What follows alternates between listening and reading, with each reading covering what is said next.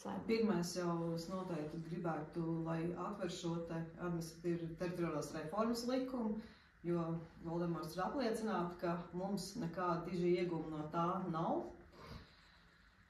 Ceļu tīklu sakārtošana, lai mums visiem ir vieglāk nokļūt līdz mājām un arī līdz tam pašam novada centram, tas noteikti ir jāsaglabā.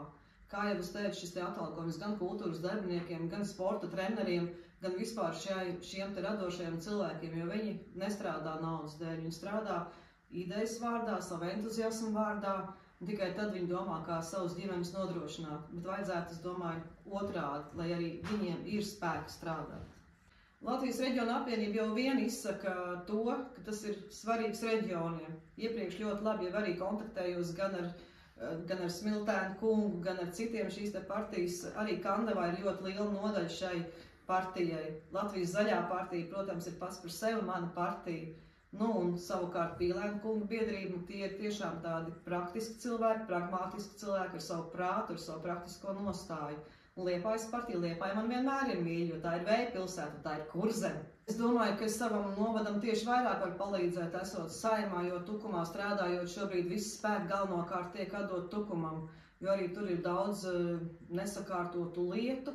Un šis lielais apjoms, kas paņem visus spēkus, jo visas sfēras ir ļoti grūti, kaut arī es neesmu visu sfēru pārstāvs, bet arī tās pašas sfēras ir ļoti, ļoti grūti vienā laikā pāraudzīt. Ir mazais novads, cik viņš arī nebija, mūsu masa bija daudz optimālāks, tad ir ļoti daudz laika aiziet tieši dažādiem birokrātiskiem šķēršļiem un vairāk tieši centram.